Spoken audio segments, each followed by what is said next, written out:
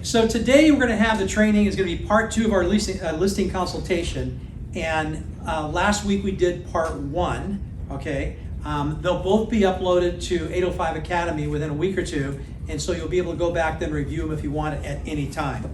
Now, if you want a copy of the PowerPoint, whether you're on the right team or you're with Aviara, let me know, and I will get you a templated copy. The templated copy is a little different than what I have today. It's got basically the same slides, but it's in a template form, so you can add your pictures and things like that. It will be, both of them will be logoed to either Aviara or the right team. But I mean, yours is actually more plain. So if you want to put your logos on them, that's easy to do as well. Again, want help, let us know. We'll be more than happy to help you with that. So let's kind of review really quickly last week what we did, and that'll then flow right into this week what we're doing. So remember last week, we talked about, first of all, preparation is paramount, that preparing for this appointment is really important because you're just not interviewing for one job that might pay you $10,000 or $50,000 commission.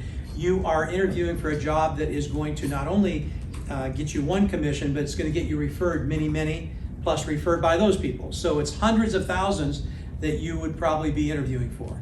Now, one of the things in sales is that in sales, different than most jobs, is that we interview almost on a daily basis for business. Whereas most people interview for a job, they get the job and they do the work. So it's also why we're paid well when we do well, is because we must win, the day every day. Our year is made up of how many days we win, not just do we get the interview and then we get a salary. I don't know about you guys, I like it this way because when you do well, then you're certainly going to be paid well. The idea, I've said this before in other trainings, that if you work for a company that you're selling a product, and that product is a great product, like you're selling iPhones, let's say for instance right now. Well, iPhones sell really, really good, okay? But if you're selling Nokia phones, they're probably not selling so well. So you make a lot of money maybe if you work for a good company, but all of a sudden, if that phone is not the phone or that product is not the product, then your salary is much different. Here's the great thing about real estate. We all have the same product. The difference is because we're in a service industry, is you, okay? So we get paid what we're worth, and that's a great thing.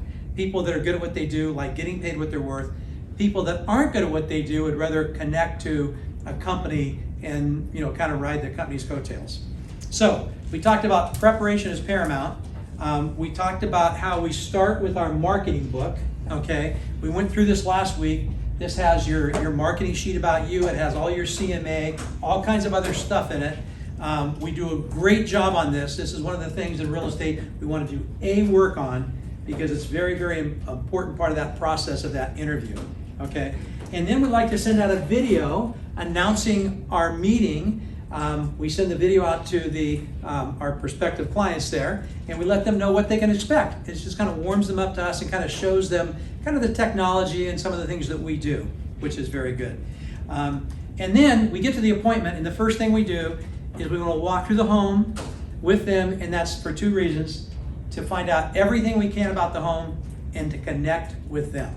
And remember, client connection is very, very important. We talked about don't spend too much time connecting and forget their house. Don't spend too much time in the house and forget connecting. Merge those 2 together, and that's the right recipe for that walkthrough. And then we sit down and we go through the marketing book first. That's the way I like to do it because part of that marketing book is the CMA, and in that CMA is going to be a suggestion of what we think their home is worth. Usually give them a range on it. And if they don't agree with that, and sometimes they don't, then it's kind of, sometimes you end with that, and that's your last thing. That's how you ended your presentation. However, if they think their home is worth a lot more than what the market is telling us, then at least we have some time to win them back with our marketing, and we have a lot of time to talk to them about, hey, listen, you guys pick the price, but the most important thing in selecting an agent is picking the marketing, because that's the difference, okay?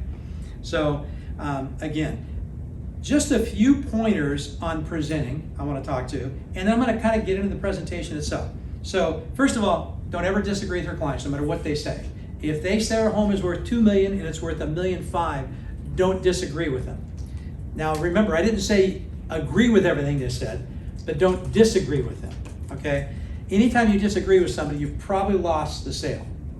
So all you need to do is, kind of move on for it, or say, the market seems like it would be a little bit less than that, but we can certainly try. Whatever you need to do.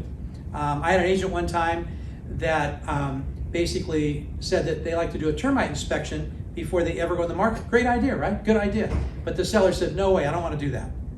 And they got into this, disagreement, an argument. And my point to them is I think you're right. I like to do it before they go in the market, but don't lose a client over it, okay? Because you can come back to that once you get the listing signed, maybe revisit it softly.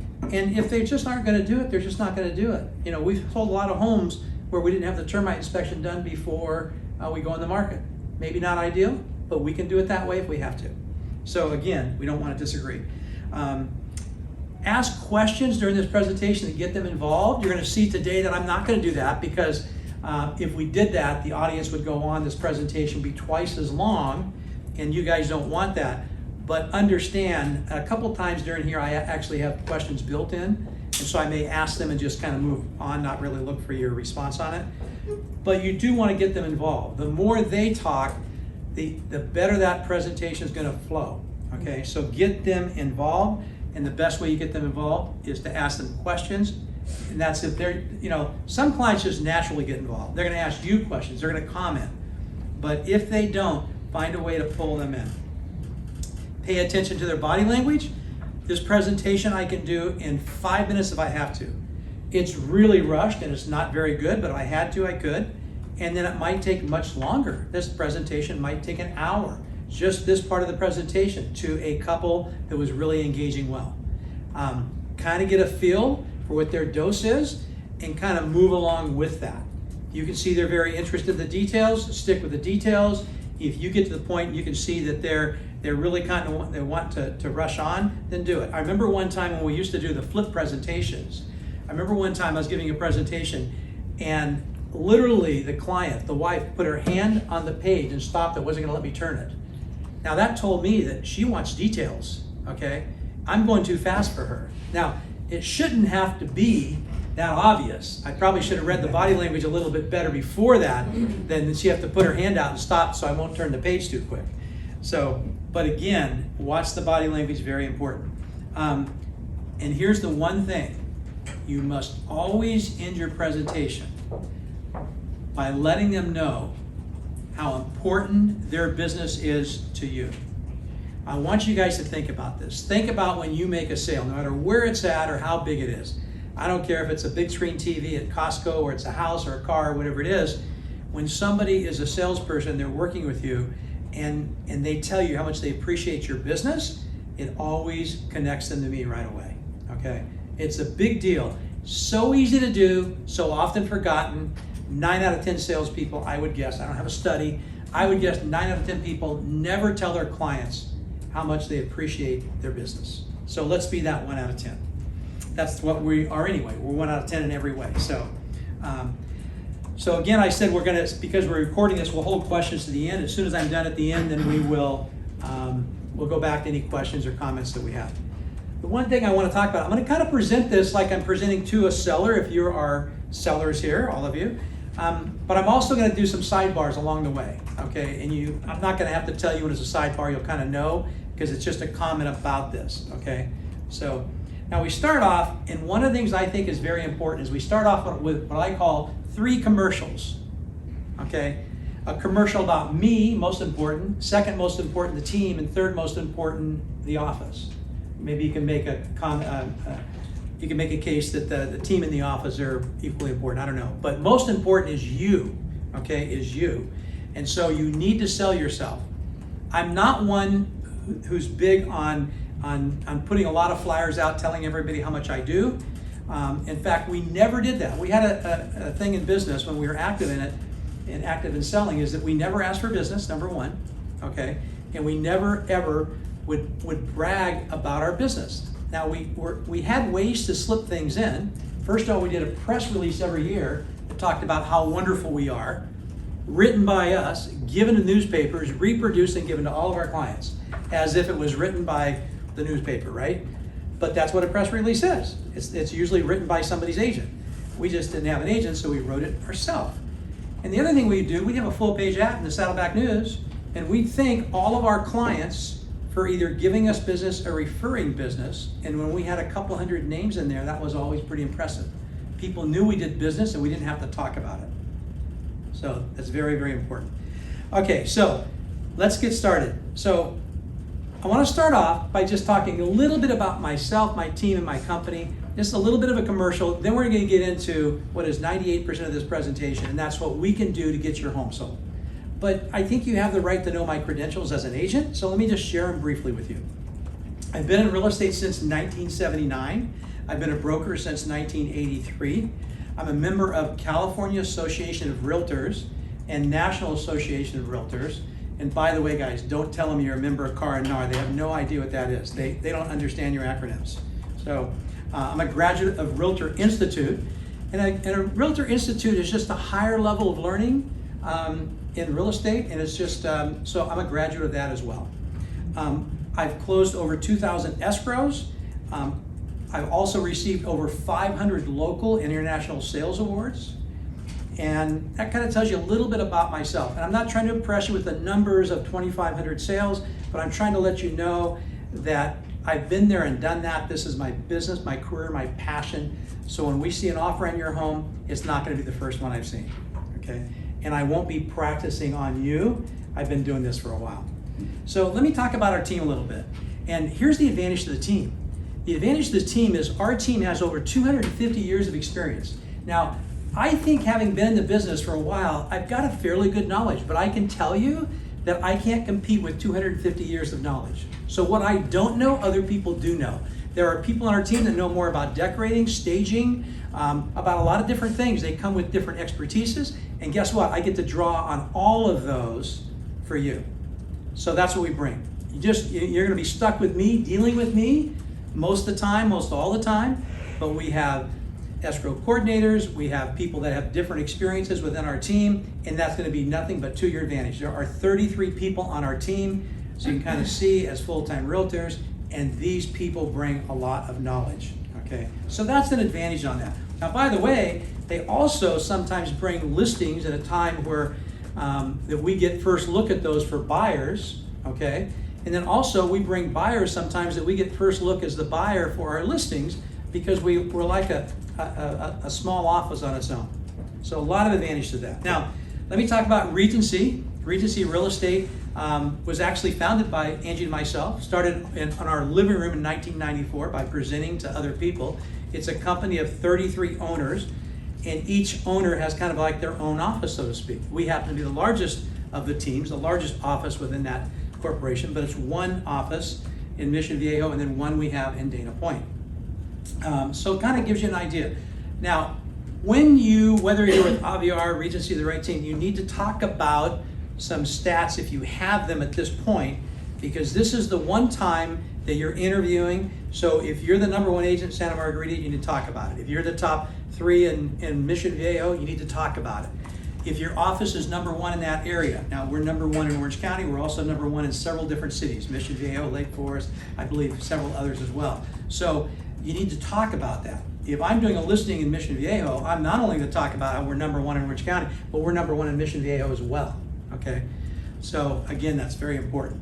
Now again, as Regency is the #1 selling office in Orange County, that doesn't mean we sell more than any other company, because we're one office basically with a branch. Okay, so now we've gone through what I call the commercial to start with. Now let me get into what we do to get your home sold and how we can work together with you. First of all, the formula for selling your home is pretty simple. It's pricing, staging, and marketing. And these are the 3 important things. You need to price it correctly. In today's market, we can be, have a little flex in that. We need to stage it. We'll talk more about that. And then we need to market it. And that's what this presentation is made of. So our goal is your goal, to get top dollar for your home. And that's why we pay attention to this formula. Now, we've already talked about pricing when we were doing our listing, the early part of our presentation here. And I went over our marketing book with you. And we kind of covered that. We can talk more about that at the point that we go on the market, and we can kind of fine tune that. Ultimately, you pick the price that you go on the market at, okay? We certainly will bring you recommendations and we'll tell you what the market's telling us, but you make the final decision on that. By the way, the reason I always tell them you make the final decision is I think some sellers think that when we tell them what the price is, that's what it's going to be. They need to know that they're in charge of that. That might be a big difference. You don't want them to say, well, gee, this person's program was so much better, but their price was lower. We got to go at that price. Where with this person, I don't think their program was that good, but they can get more for our house. So you got to differentiate that they pick the price and then you do the marketing, okay? So I've talked a little bit about pricing. Now I want to spend the rest of our time on staging and marketing. Staging is so important. This was something that was probably not done too much in real estate 10 years ago, but it's something that is done really well today by the top agents, the best agents. So you only get one chance at a first impression. So when we go on the market, I want to make a big first impression. Very, very important that we do that. So, and that's what staging is all about. What I like to do is I bring my stager in. Okay, this is all included within our fee. And our stager is going to make recommendations on the home. They'll go all the way from making just some minor recommendations, things that we might be able to finish on a Saturday, get ready for the market, all the way to more recommendations. Now, you have to, kind of sidebar here, you have to direct this talk at what your listing is. If you go in this home and it's amazing, you don't want to tell them that they have to stage their home. Okay, they'd be pretty insulting because they don't need to stage it. Now, on the other hand, most homes do need to be staged. And what you talk about is how your home is gorgeous and beautiful, but you're on the market and we want to take it out and we want to compete with all the models out there and new homes out there. So that's what we talk about and how we can take it to the next level. Direct this talk based upon the house you have. It's a little bit different depending on what you have. Now, by the way, we all have had this total fixer-upper at some point in our career that the house is just not nice at all. And with those people, you start talking about staging, and if you see the pushback, then just cut it off right then. Because you're going to lose the listing over them thinking that you're going to have to do all this stuff to their house that they don't want done. They just want to sell it. Pay special attention when you talking about staging to how they're receiving this talk. It's where listings can be won or lost just because your inability to perceive how they're feeling about what you're saying. Okay? I start talking about something that they're not really warm on. Okay, they start folding their hands and leaning back and give you that body language, or maybe even say something. I'm gonna kind of smooth that out and move on. On the other hand, if they're really interested about that and they want to know more about the details, we'll do that. Okay, so again, staging is important. Now we have a slide in here which is called Managing the Details. And this slide is kind of an optional slide because some people want you to manage all the details and other people just maybe want recommendations or whatever. This is the time to ask them questions that if we were to do a few things and make recommendations, is this something you'd like me just to maybe give you some vendors to do? Or would you like me to take control of this process and just kind of be the general contractor with these few things we might do? Okay, so again, these are things that we want to do. So here's the other advantage we have along with marketing your home. We have what's known as the Aviara Advantage. That's for Aviara. For you guys, it's the Right Team Swing program, whatever you want. But if you guys needed to put some money in your home, and maybe you don't have enough money that, just kind of laying around or that you can just write a check for something right now, we've got a program where we can make you front the money to you to get these items done, and it'll be paid out of your proceeds when you close your home. So the idea is anytime we put money into a home, I always call it 1 for 2. Any dollar you can put in to get you 2 out of it is a good deal.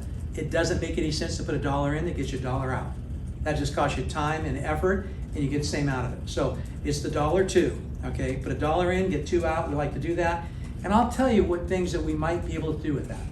Again, you got to personalize this to the house, okay? And pay a lot of attention as far as body language during these slides. Okay, so next, let's talk about marketing.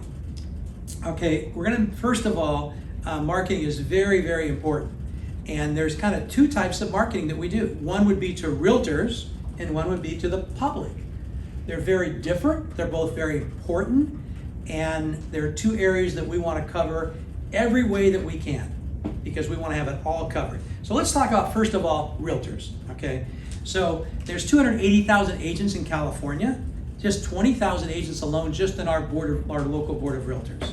So the idea of this is we sell the home to the realtor and they sell it to their buyers. Now, it's often said that somewhere between 70 and 90% of buyers start their search on the internet, but 95% of them end up in the hand of an agent to purchase property.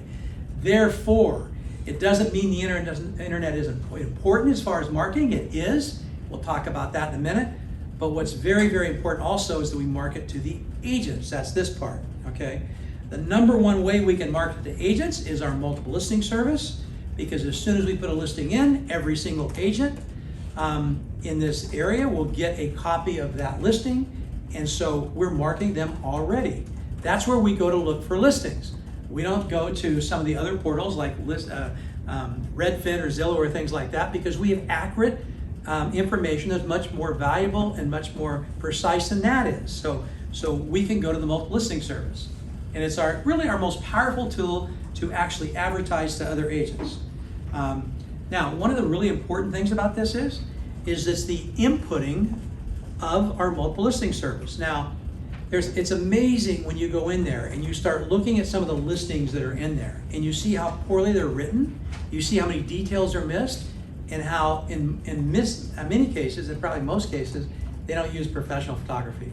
Now, to me, it's a crime, and I see that, but I can assure you that you will have every detail in there. We actually write an ad copy on it for the comments, which means that we write everything out before we put it in. Oftentimes agents just start typing things in as it comes to their head. We write an ad copy and we proof that, putting the most important things first, and so on and so forth. And we do it, and we take every word that we can on that sheet to make sure that we're going to market your house the best that we can. Again, professional pictures is very important. And we'll talk in a minute about professional photography and videos as well. So we'll kind of come into that. So this is very, very important. Then we get those details right, get the ad copy done to it, because this is selling it to the agents.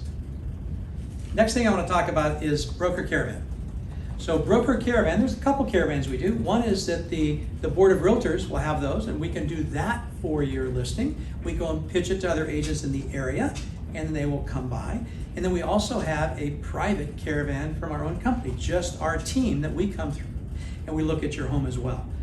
Again, a lot of times it's not one little thing that sells the house, or it might be one little thing as opposed to just like the multiple listing or something. And so we try to cover every possible way that we can market your home, not only to the public, but to agents as well. Okay, so again, that talks a little bit about the caravan itself. Now there's an 80-20 rule. This is in sales. I think it's pretty true in real estate too. 80% of the homes are sold by 20% of the agents, which is very true. So what we try to do is we have a list of those top agents, and we're going to send emails to those agents. And even though they have access to our database, we're going to lay over on that database with them, and we're going to give them copies of the listing as well. Now, the next thing that we get, and this kind of has to do with getting kind of information back on your home. Because even though I feel comfortable in assessing your home, and you will too, I think, but we also want input. So we have a weekly showing report. As soon as we get a showing on your home, we are texted and emailed that, so we know who's showing your home, and we're going to follow up on that. I'm going to send a copy of your home out with a picture. We're going to please ask if they would give us some comments on it, what they like or don't like about it. I'm going to pass that on to you, so you have that. It's one of the things that I think is very important is their feedback. And because they're giving it to me, it might be more honest than if I said I'm sharing this with my client. I just said, I'd like your feedback to me. I didn't say I'm passing to my client. Of course, I didn't say I'm not. So again, that's very, very important. Now, by the way, if you ever have some comments that are really derogatory about the home, then you need to, before you send that contact back or that agent's information or that agent's response, you need to make sure that you call them and temper that, or either don't send it, one of the two. I like to send everything to them, because I always ask my clients, you want honesty, right? Well, if you do, that means I'm going to send you everything. That doesn't mean I agree with it, but that's what you've asked me to do, okay? And so you can kind of use that sometimes. Okay, Now, if you get comments like the yard is too small and they know they've got a small yard and things like that, that's not really derogatory. It's just what they're going to get commonly. It's not necessarily a reflection on them. It's just more the house itself. Okay, so again, this weekly showing report will be really good. We talked a little bit about what we're doing to agents. Now let's talk about how we market to the public itself. Okay, we talked. There are so many ways, through Google and Facebook and Craigslist and Trulia and Zillow and Bing and YouTube and all these things that we're going to incorporate. Okay, and all different ways. But I want to hit on some of the real important ones we do. The ones I'm not going to give you an hour presentation, all the little things that we do. Let me give you the bigger ones that we do. Okay. First of all, we talked about professional brochures. Now, again, going off a little bit on this one, but a lot of people aren't even using brochures. During COVID, you can't really even use brochures. But, the idea that with brochures, if you're not going to put brochures to the property, then certainly don't talk about this. Okay? I think websites are more the thing today than brochures, but if you do one, talk about it. If not, either skip over this or just take this out of the presentation. Okay? If you're not going to do a brochure. But if you're going to talk about it, how a picture is worth 1,000 words, brochures can be good. It helps the buyers remember. You can also attach a sheet to that, walking through every room and giving all the details about each and every room of that home. If you're going to do a brochure, do it nicely. Okay, the next thing we talk about is professional video. Now, if you're doing a small condo or something like that, there may not be the commission into it to do a professional video. But if you're going to do one, talk about how important it is that you might have drone coverage to it.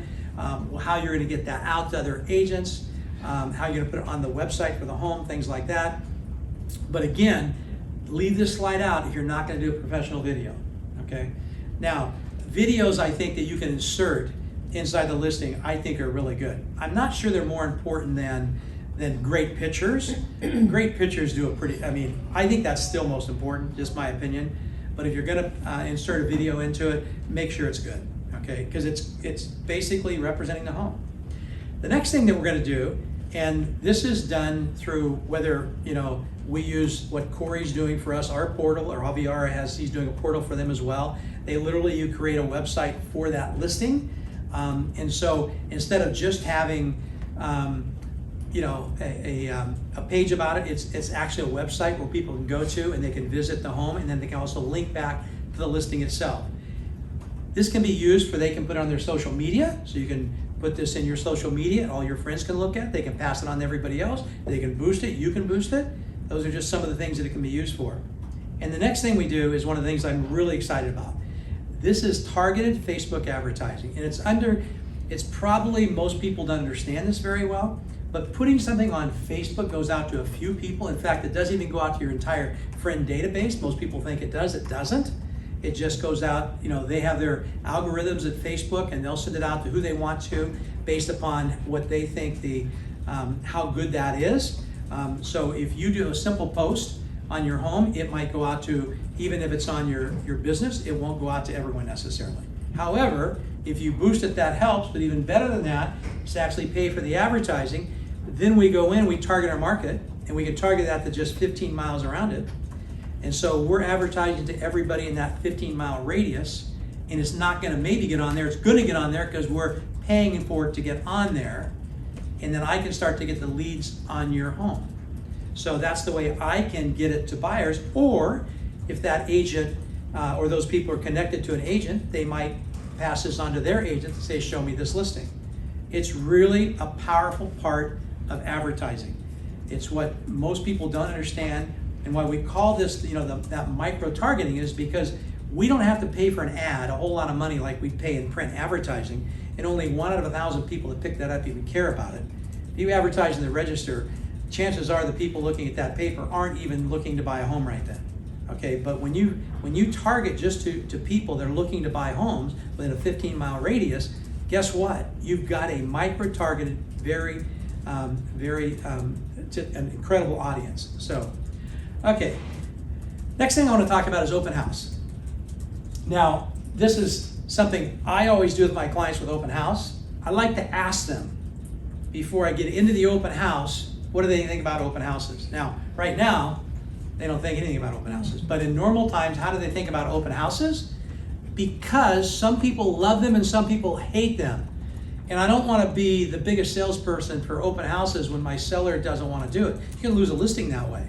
They can say, I've had many sellers say before, I don't want a bunch of strangers, stomping through my house. I want to leave every Sunday, so you can, make my home your real estate office for the day, And then other people say, oh my gosh, open houses are great. That's how we bought this house.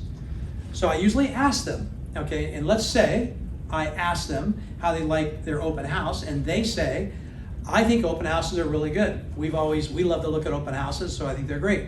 So I'm going to talk this way. Well, open houses can be very productive. In fact, statistically, about 2% of homes are sold on open houses, which is a fair amount. So I think it can be good. The other great thing about open houses is we always get the home staged. All the lights are on. We bring, cookies and we bake them when they're there. There's people in the house. Activity creates activity. It can be very, very good. We flag it to the areas, other agents. We make sure that we put in the multiple listing and we advertise it there. We might do Facebook ads. We might even walk the neighborhood and advertise it to them. So open houses can be big and wonderful, and I think they're a great marketing tool. And this is something that people get to see and touch the house as opposed to just looking at pictures. Okay.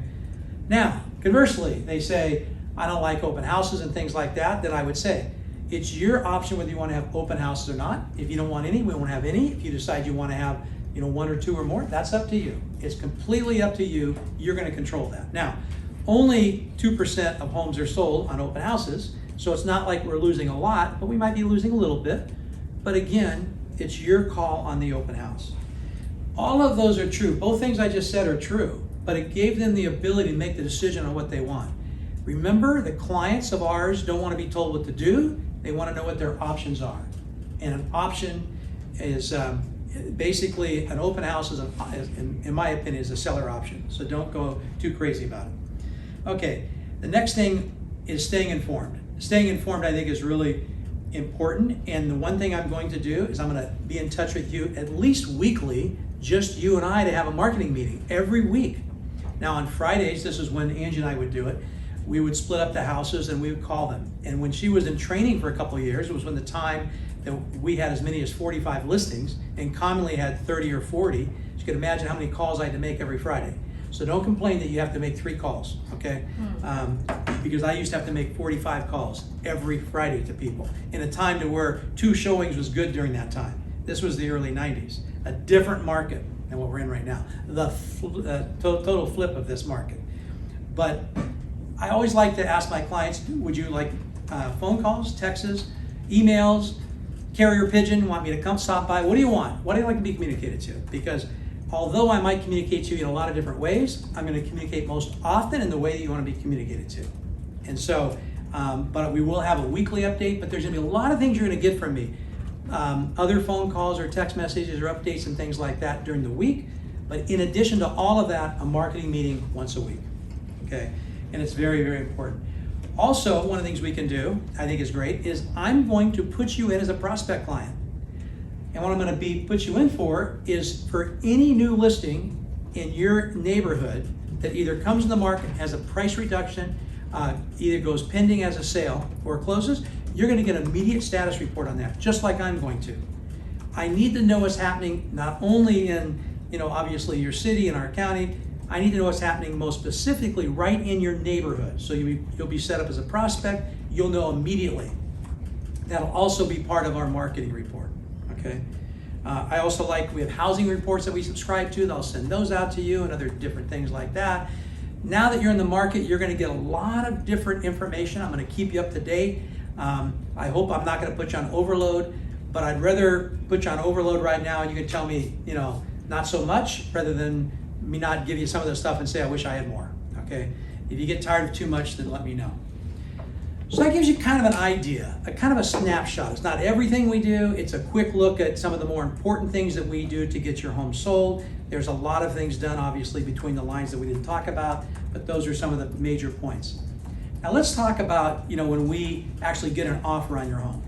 So negotiating an offer. When an offer comes in, okay, on your home, and whether it's one offer or like this market where you have multiple offers is pretty common, that we're going to make sure that first of all, it's very important that I create is the best relationship I can with the other agent. I want that agent to want to sell your home. It's also going to, that's for that reason, I will always reply to their phone calls quickly. They'll always get all the information they need from me. I'll share everything about this home that's in your best interest that we share, okay? That's gonna be what I'm looking at. And again, I think that the ability to negotiate an offer is what separates me from being an order taker. The ability to negotiate and help you negotiate the best offer on your home.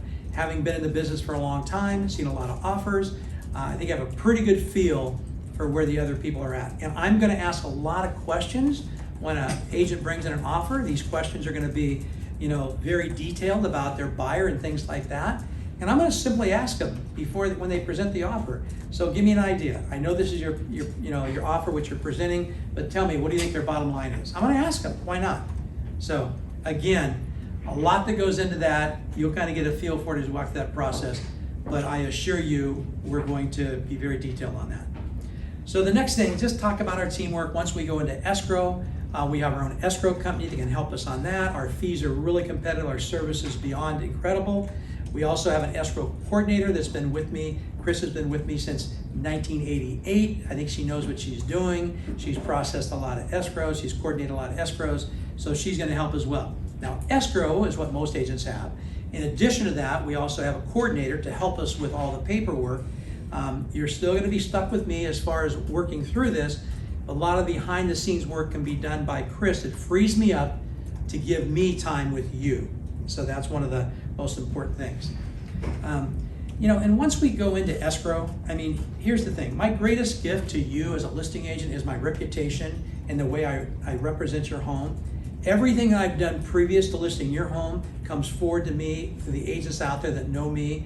And so again, I work hard to keep that intact all the way to the point that we're here, and I will going forward as well.